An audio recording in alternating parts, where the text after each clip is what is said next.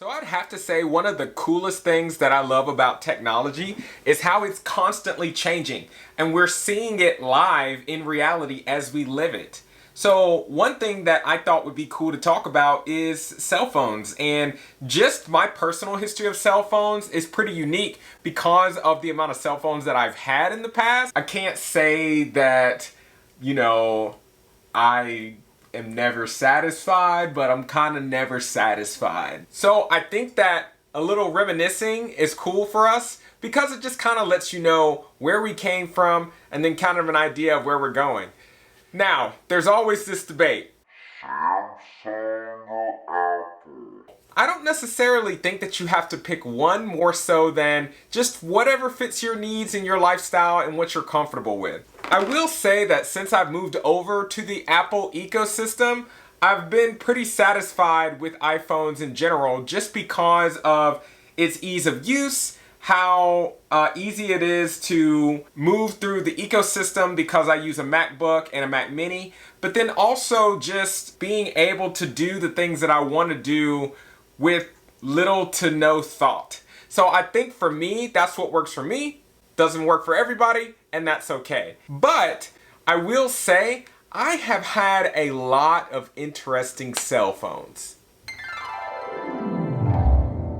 Let's take, for example, the first phone here.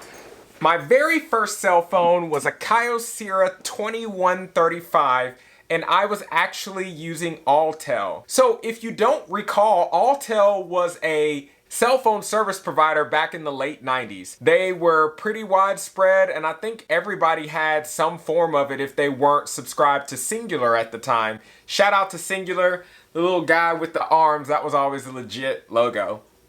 So I started with Alltel, and then Alltel ended up getting absorbed by Verizon. And then, of course, once I moved over to Verizon, that Kyocera did not work. Bummer. But they were able to hook me up with a brand new phone, which was this Motorola V120. Now, one thing that I loved about the Motorola V120 is it had this super sharp green screen, which green screens were all the rage back then.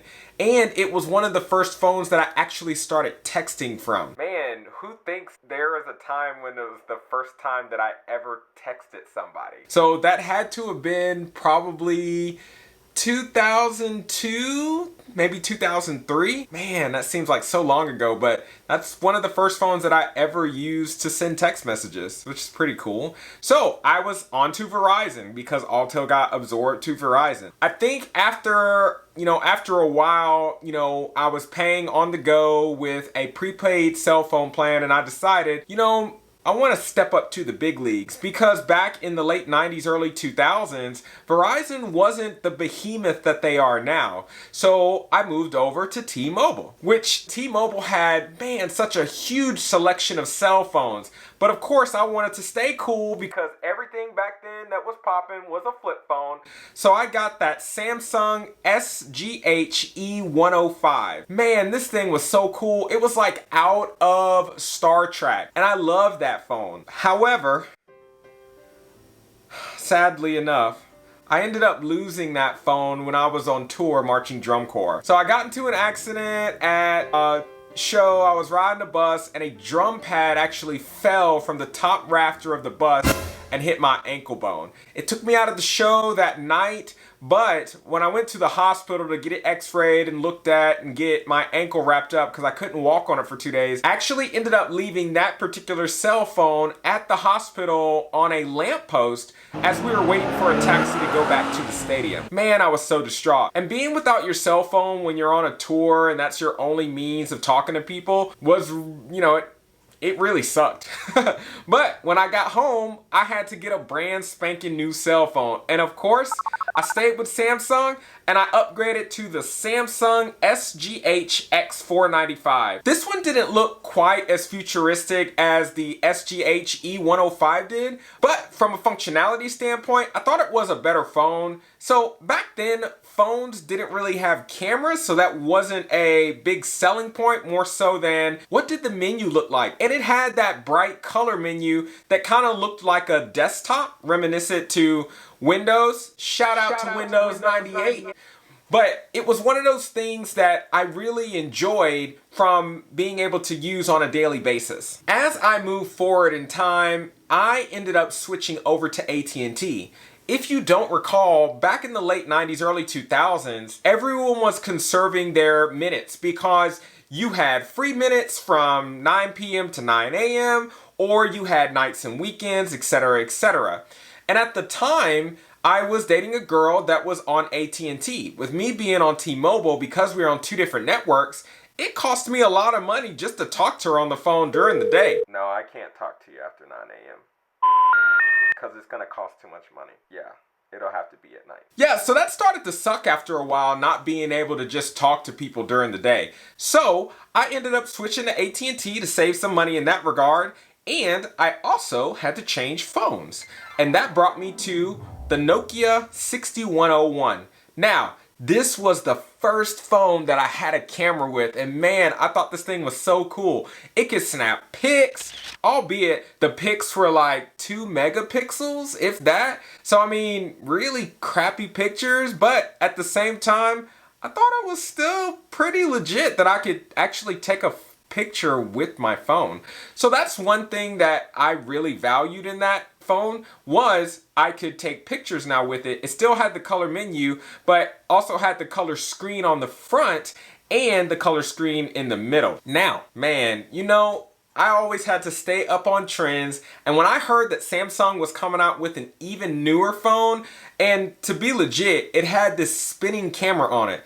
They keep spinning, they keep spinning. Yeah, so I actually upgraded the next time my contract was up, which, as a throwback, phone companies were all on this 2-year contract thing, but I was kind of switching just whenever I wanted to. I don't think I ever stayed on a phone for longer than 2 years because it was so easy. You just pop the SIM card out and keep it moving. So I ended up switching to a Samsung A717. Now, this phone by far was one of the coolest phones that I had had up to date.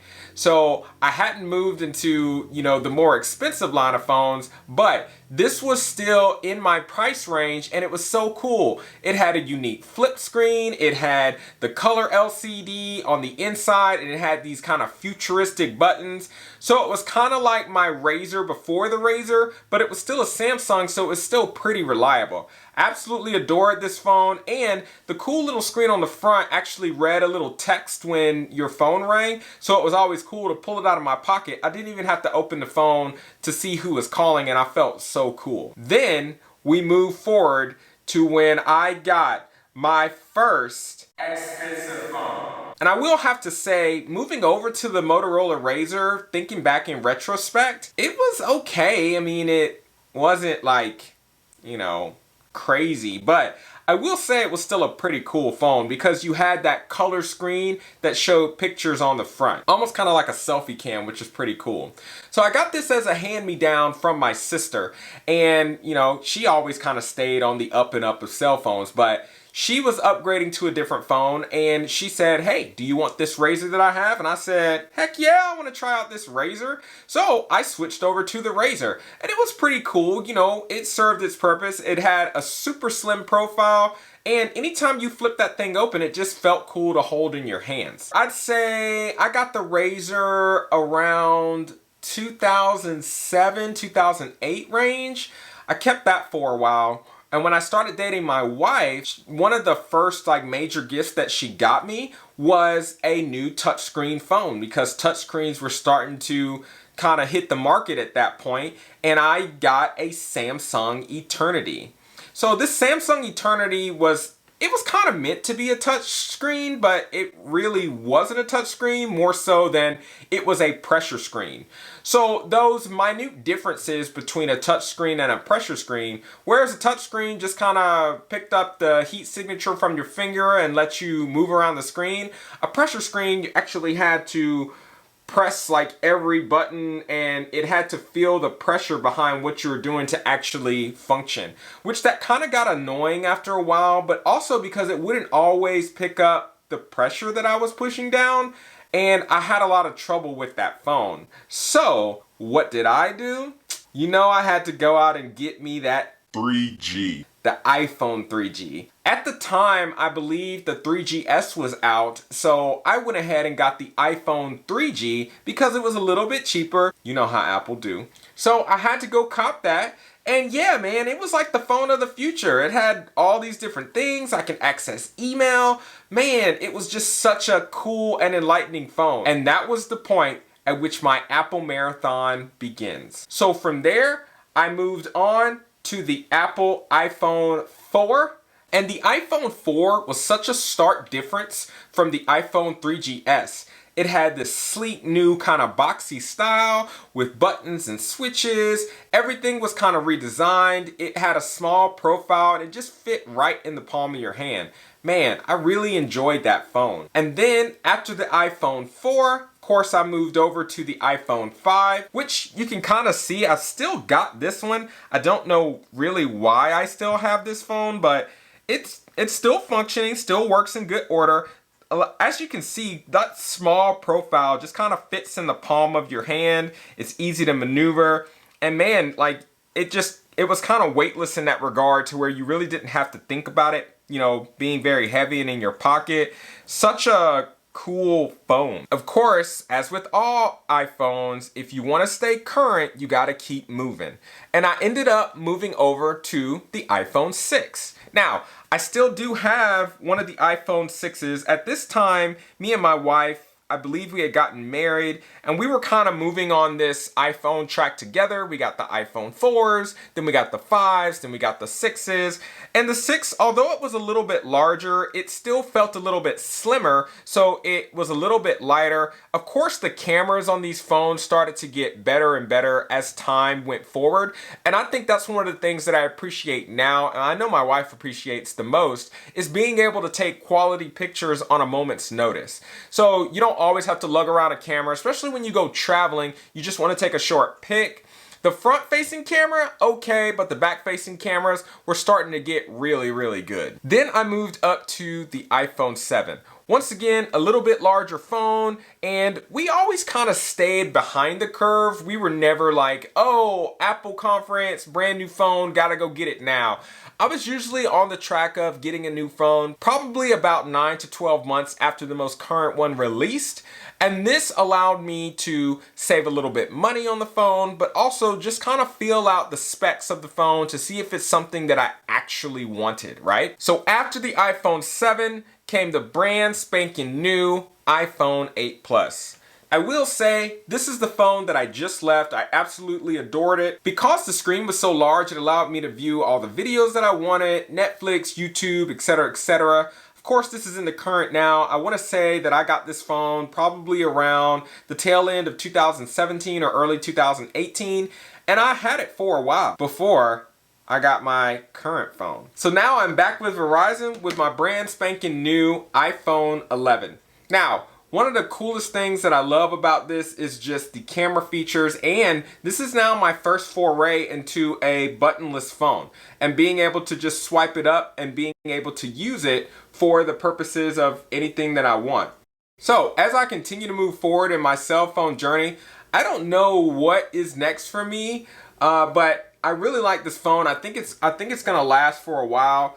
I was kind of entertaining waiting for the newest one to drop, which is the iPhone 12 that's supposed to be here probably towards the end of 2020.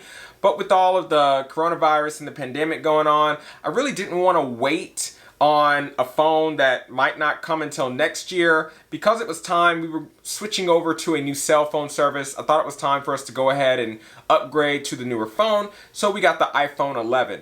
From all the research that I did, why didn't I go with the 11 Pro? Well, I think the 11 just kind of fit our needs for the price range that we were looking for. And I like the fact that Apple kind of has something for everyone. So it's one of those things to where once I did the research and figured out exactly what I wanted out of the phone, the price range for the iPhone 11 really kind of fit all of my needs in terms of processor speed, the camera system, etc. for the use that I normally use it for. I hope you guys learned something, and if not, just had a chance to reminisce. I'll catch you guys on the next one.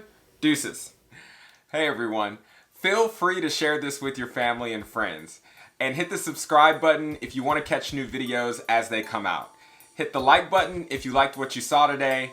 And please leave me a comment if there's anything that you've ever wondered about or you find interesting or relevant.